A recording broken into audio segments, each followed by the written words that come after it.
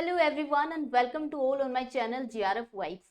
तो गाइज आप सभी के लिए गुड न्यूज़ ये है कि हिमाचल प्रदेश सेट के नोटिफिकेशन आउट हो चुके हैं। आप लोग अप्लाई कर सकते हैं। 20 अक्टूबर से एप्लीकेशन फॉर्म के लिंक भी अवेलेबल हो गए हैं। इसकी लास्ट डेट जो दी गई है वो है 17 नवंबर। इसके अलावा अगर आप हिमाचल प्रदेश स्टेट से बिलोंग करते हैं तो आप अप्लाई कर ही सकते हैं, या फिर किसी अदर स्टेट से अगर आप बिलोंग करते हैं तब भी आप एलिजिबल हैं, आप लोग अप्लाई कर सकते हैं। हालांकि यहाँ पे एग्जाम डेट मेंशन नहीं की गई है, लेकिन हम मान सकते हैं कि दिसंबर लास्ट तक ये आपका एग्जाम कंडक्ट करवा दिया जाएगा। एग्जाम आपका ऑफलाइन मोड में होने वाला है और 24 सब्जेक्ट में एचपी सेट आपका इस बार कंडक्ट करवाया जाएगा।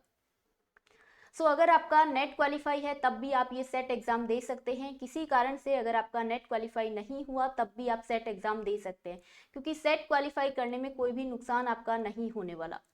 इसके अलावा जो भी पूरा डिटेल में एडवर्टीजमेंट है मैं आप लोगों के साथ शेयर कर दूंगी। क्या क्या एलिजिबिलिटी है, कौन कौन से सब्जेक्ट यहाँ पे दिए गए हैं, एग्जाम पैटर्न क्या रहेगा, इस बार का सिलेबस क्या रहेगा, सारी चीज़ें आप वीडियो के लास्ट तक बने रहना। आपको सारी चीज़ें मैं आपके साथ शेयर कर दूंगी, ठीक है।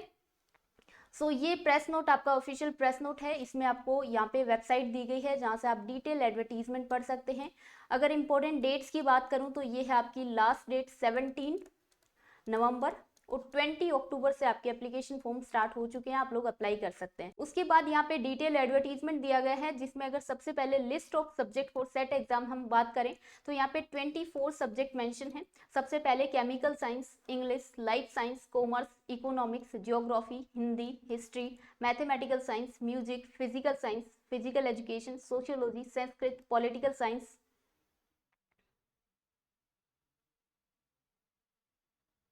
एंड इसके अलावा public administration, computer science and applications, tourism administration and management, mass communication and journalism, philosophy, psychology, education, environment sciences and home science. ये 24 सब्जेक्ट यहाँ पे मेंशन हैं। आपका सब्जेक्ट इस लिस्ट में है तो आप लोग अप्लाई कर सकते हैं। अगर एसेंशियल क्वालिफिकेशन की बात करूं तो देखिए, जनरल, अनरिजर्व या फिर जनरल ईडब्ल्यूएस कैंडिडेट्स के लिए मास्टर डिग्री यानी पीजी में होने चाहिए 55% मार्क्स। अदर कैटेगरी के लिए आपके होने चाहिए 50% मार्क्स। ये आपकी एसेंशियल क्वालिफिकेशन रहेगी इस एग्जाम के लिए। देन यहाँ पे इम्पॉर्टेंट पॉइंट, एग्जामिनेशन स्टेशन या फिर सिटीज यहाँ पे दी गई हैं, जैसे कि बिलासपुर, चंबा, हमीरपुर, कांगड़ा, धर्मशाला, कुल्लू, मंडी, शिमला, नाहन, सोलन एंड यूएनए, ठीक है।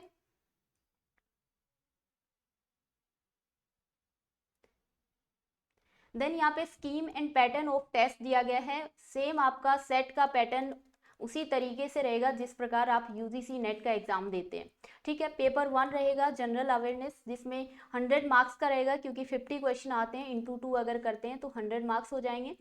इसमें आपके एमसीक्यू बेस्ड क्वेश्चन आएंगे। 1 घंटा आपको मिलेगा इस पेपर के लिए। लेकिन देन जो आपका सेकंड पेपर होता है वो आपका सब्जेक्ट स्पेसिफिक पेपर होगा, 200 मार्क्स का होगा, 100 क्वेश्चन आएंगे और ये भी एमसीक्यू क्वेश्चन आएंगे। इसमें 2 घंटे का ये पेपर होने वाला है। सिलेबस आपका डिट्टो वही रहेगा जो आपका यूजीसी नेट में रहता है। बाकी आप वेबसाइट से सिलेबस चेक कर सकते हैं। और मीडियम की बात करें तो बाईलैंग्वेज ये रहेगा, हिंदी में भी और इंग्लिश में भी आपको ये एग्जाम देखने को मिलेगा। अगर कहीं भी ट्रांसलेशन में या फिर टाइपिंग एरर आती है तो यहाँ पे लिखा गया है कि जो इंग्लिश में लिखा होगा वो ही आपका फाइनल कंसीडर किया जाएगा। मार्किंग स्कीम जो यूजीसी नेट में होती है, हर एक क्वेश्चन के 2 मार्क्स आपको मिलेंगे। There is no negative marking. For each correct response, candidate will get 2 marks. There is no negative marking.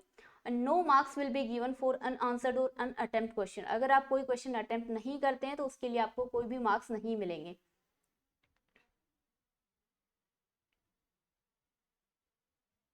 Then criteria की अगर बात करें तो देखिए, टॉप 6% लोग सेलेक्ट होंगे जिनका सेट एग्जाम यहाँ पे क्लियर होने वाला है। और एलिजिबिलिटी यानी कि क्वालिफिकेशन क्या रहेगी कि एग्जाम अगर 40% आप अनरिजर्व कैटेगरी से लाते हैं तो आप क्वालिफाई माने जाओगे, लेकिन 35% आप रिजर्व कैटेगरी में क्वालिफाई आपका ये एग्जाम हो जाएगा। लेकिन एक बात ध्यान रखना कि एग्जाम में क्वालिफाइंग मार्क्स लाने से आपका सेट एग्जाम क्लियर नहीं होता है। वो आपका तब क्लियर होगा जब आप कट ऑफ को क्वालिफाई करेंगे।